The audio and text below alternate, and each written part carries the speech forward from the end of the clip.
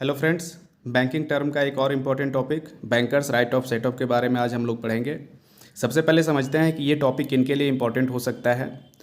तो जो बैंक की तैयारी कर रहे हैं या किसी भी टाइप का बैंकिंग जैसे जेआईबी सीआईबी एग्ज़ाम्स की तैयारी कर रहे हों, जिन्होंने बैंक से लोन ले रखा है या भविष्य में लोन लेने वाले हैं, हर किन्हीं को ये जानना ज़रूरी है कि आपके बैंक में रखे पैसे किस आधार पे बैंक काट सकता है।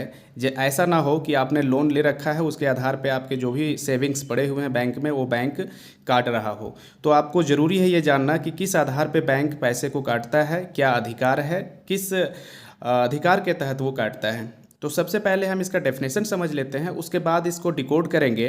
पूरी तरह से आपको समझ में आएगा, ये आश्वस्त मैं करता हूँ। आप वीडियो में बने रहें और यदि समझ में आता है तो वीडियो को लाइक करें और शेयर करें। तो सबसे पहले इसका डेफिनेशन हम देख लेते हैं। क्या कहता है कि the set off refers to combining of two or more accounts for final settlement of accounts, say an overdraft and fixed deposit. In other words, set off is a process where the bank recovers its due loan to the debit of deposits account of the borrower. The essential condition is that one of such accounts must show a debit balance and the other a credit balance. The right is a statutory right arising an account of contractual obligation between the bank and its customer. तो friends, definition शायद समझ नहीं आया होगा आपको, लेकिन मैं इसे डिकोड करके आपको बताता हूँ, डेफिनेटली समझ में आएगा।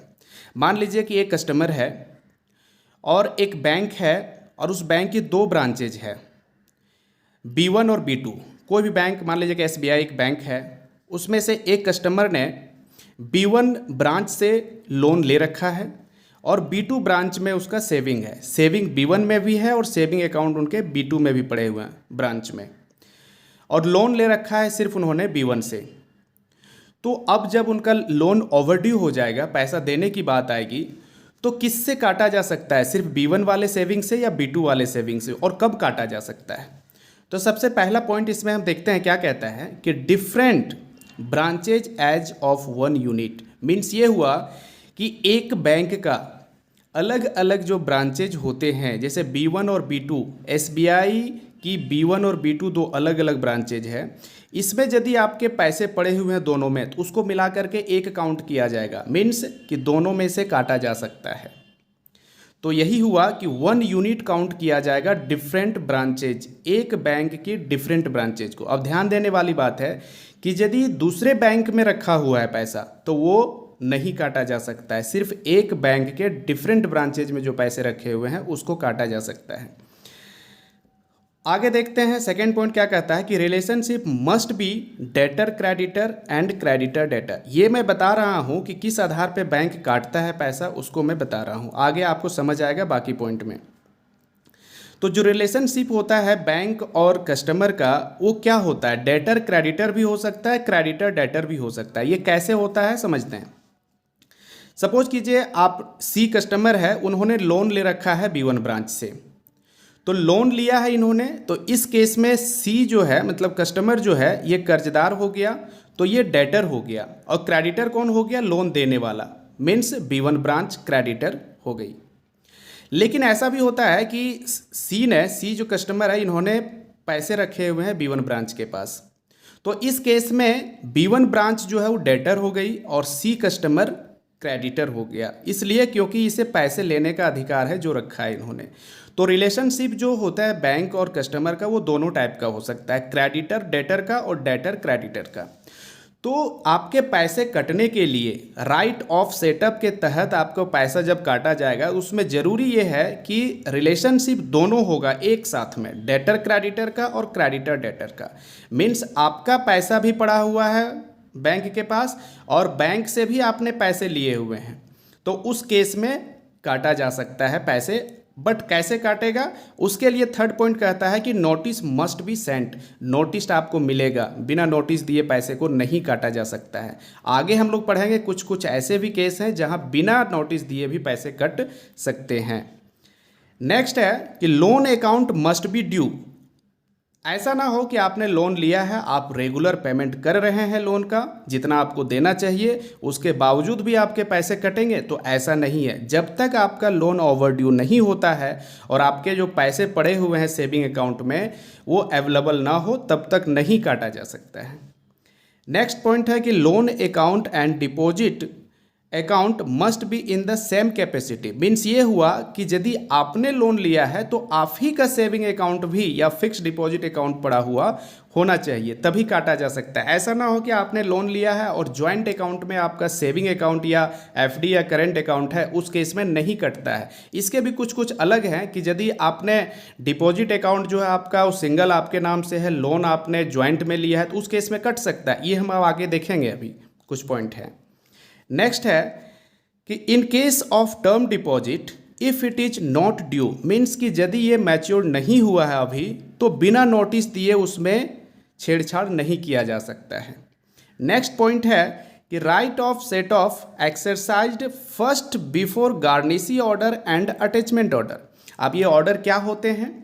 तो यदि बैंक को किसी कस्टमर के अगेंस्ट में कोर्ट से कोई ऑर्डर आता है कि नहीं, इस कस्टमर के इतने बकाया है या किसी भी चीज़ से रिलेटेड है ऐसा, तो पहले बैंक अपना जो उसका लोन ड्यू चल रहा होगा पहले उसको एडजस्ट करेगा, फिर कोर्ट के ऑर्डर को मानेगा। ये हो गया गार्निशी ऑर्डर। और यही ऑर्डर यदि इनकम टैक्स डिपार्टमेंट से आता है तो ये अटैचमेंट ऑर्डर कहलाएगा।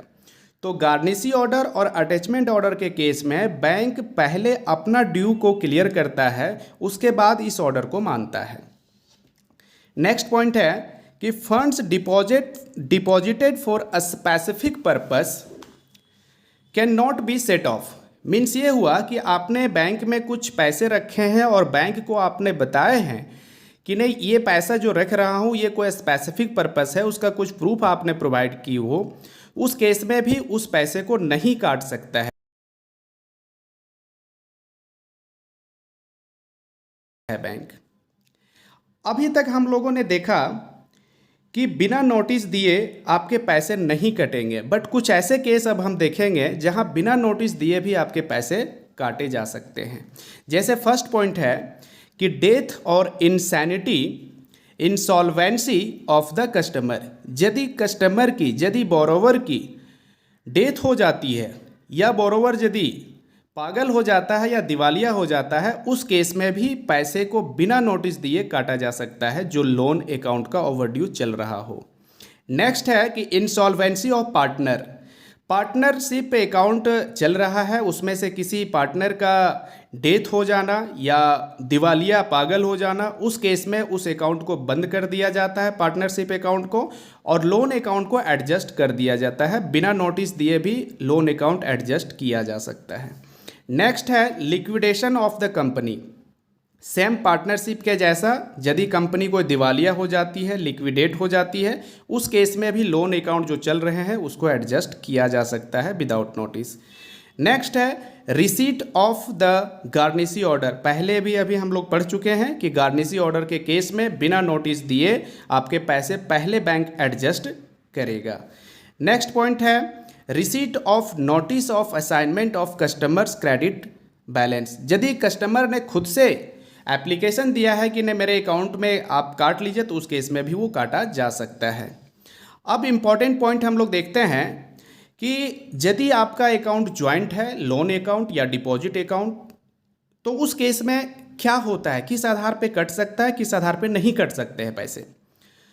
तो पहला पॉइंट है कि deposit in the name of single person के नाम से यदि डिपॉजिट पड़ा हुआ है और लोन चल रहा है ज्वाइंटली विद अदर्स, किसी दूसरे के साथ उन्होंने लोन ले रखा है, तो उसमें राइट ऑफ सेट ऑफ का यूज किया जा सकता है। मीन्स ये हुआ कि यदि आपका जो डिपॉजिट अकाउंट है वो सिंगल आपके नाम से चल रहा है और लोन अकाउंट ज्वाइंटली किसी के साथ आपने लिया है, तो आपके जो पैसे पड़े हुए हैं वो उस लोन अकाउंट यदि ओवरड्यू है तो उसमें एडजस्ट किए जा सकते हैं।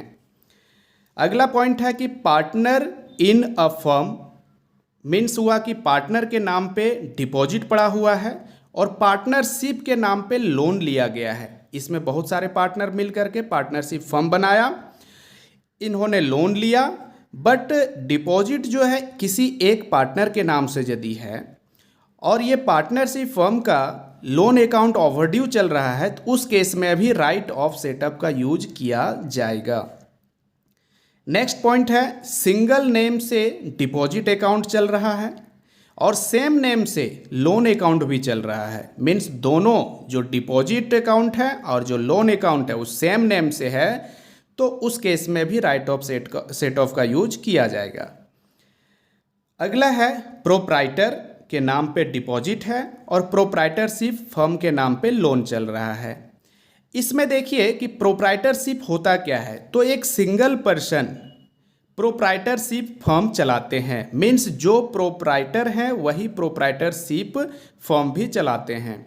तो यहाँ दोनों में सेम पर्सन होते हैं, इसी वजह से इसमें राइट ऑफ सेट ऑफ का यूज किया जाएगा। नेक्स्ट पॉइंट है, ज्वाइंट अकाउंट से आपका डिपॉजिट पड़ा हुआ है, लेकिन किसी एक जो ज्वाइंट अकाउंट से डिपॉजिट है उनमें से किन्हीं एक ने लोन ले रखा है, उस केस में राइट ऑफ सेट ऑफ का यूज नहीं किया जाएगा। अभी इससे पहले क्या पढ़ा था कि यदि सिंगल नाम से डिपॉजिट है और ज्वाइंट नाम से आपका लोन है तो पैसा को काटा जा सकता है, बट ज्वाइंट नाम से यदि आपका डिपॉजिट है और सिंगल नाम से किन्होंने लोन ले रखा है तो उस केस में पैसे को नहीं काटा जा सकता है आपके अकाउंट से, नोटिस देने के बावजूद भी नहीं काटा जा सकता है। आगे देखते हैं कि पार्टनरशिप फर्म के नाम से डिपॉजिट है और किसी एक पार्टनर ने लोन ले रखा है। मीन्स यहाँ बहुत सारे पार्टनर मिल करके एक डिपॉजिट अकाउंट चला रहे हैं, हो सकता है वो सेविंग हो, करेंट हो या तो फिर फिक्स डिपॉजिट हो, और इनमें से किन्हीं एक पार्टनर ने लोन ले रखा है। तो इस केस में भी इनके पैसे को किसी सिंगल पार्टनर ने जो लोन ले रखा है उसमें एडजस्ट नहीं किया जा सकता है। नेक्स्ट पॉइंट है कि ट्रस्ट और ट्रस्टी, और नेक्स्ट पॉइंट है ट्रस्टी एंड ट्रस्ट। तो ध्यान देना है कि ये दोनों केस में एक्सरसाइज नहीं होगा राइट ऑफ सेटअप, इसलिए क्योंकि ट्रस्ट के केस में क्या होता है कि कोई फिक्स्ड पर्पस होता है पैसा जमा करने का, और जब भी फिक्स्ड पर्पस हो तो उस केस में राइट ऑफ सेटअप का यूज नहीं किया जाएगा। नेक्स्ट पॉइंट है कि dividend account of a company, पड़ा हुआ है पैसा डिपॉजिट के रूप में और कंपनी का लोन भी चल रहा है, तो यहाँ भी एडजस्ट नहीं किया जाएगा। इसका कारण ये है कि डिविडेंड जो होता है वो आपका फिक्स्ड कर दिया जाता है कि जो कंपनी प्रॉफिट में आई तो उस प्रॉफिट का कुछ पार्ट को शेयर होल्डर्स को डिस्ट्रीब्यूट करना पड़ता है, और जब आप डिस्ट्रीब्यूट करेंगे, आप फिक्स कर चुके हैं, तो ये आपका एक स्पेसिफिक पर्पस बन गया, और जब भी स्पेसिफिक पर्पस होता है तो उस केस में लोन अकाउंट ओवरड्यू होने के बावजूद भी पैसा नहीं काटा जा सकता है। नेक्स्ट पॉइंट है, माइनर अकाउंट है, अंडर गार्जियनशिप चल रहा है किन्हीं का, और गार्जियन का भी एक लोन अकाउंट चल रहा है। तो यहाँ ध्यान देने वाली बात है कि ये अकाउंट गार्जियन का नहीं है, माइनर का है, लेकिन अंडर गार्जियनशिप चल रहा है क्योंकि अभी ये मेजर नहीं हुआ है, इनके जो बच्चे हैं वो मेजर नहीं हुए हैं, इस वजह से ये गार्जियन का अकाउंट नहीं है बल्कि अंडर गार्जियनशिप में उनके बच्चे का अकाउंट चल रहा है, और गार्जियन ने लोन ले रखा है, तो इस केस में भी पैसे को नहीं काटा जा सकता है नोटिस देने के बावजूद भी। नेक्स्ट पॉइंट है, सिंगल पर्सन के नाम से डिपॉजिट अकाउंट है और single person but different capacity से ट्रस्टी। मीन्स हो गया कि सिंगल पर्सन के नाम से तो डिपॉजिट है और सिंगल पर्सन के नाम से लोन भी है, लेकिन ये डिफरेंट कैपेसिटी जो कि उन्होंने बताया है कि ये मेरा पैसा कोई स्पेसिफिक पर्पस के लिए है, किसी ट्रस्टी के लिए है, तो उस केस में भी एक्सरसाइज नहीं हो सकता है right of set of. Last point है कि सिंगल पर्सन के नाम से डिपॉजिट है और सेम पर्सन के नाम से लोन है, तो यहाँ तो काटा ही जा सकता है। तो फ्रेंड्स, मैंने कोशिश की बैंकर्स राइट ऑफ सेटअप को पूरी तरह से समझाने की, और मुझे उम्मीद है कि आपको सारी पॉइंट समझ में आई होंगी। तो यदि आपको ये पॉइंट सारे समझ में आ चुके हैं और लगता है कि ये इन्फॉर्मेटिव है, आगे भी वीडियो बनाना चाहिए, तो कृपया करके आप मुझे कमेंट कीजिए, लाइक कीजिए एंड शेयर कीजिए। Thank you.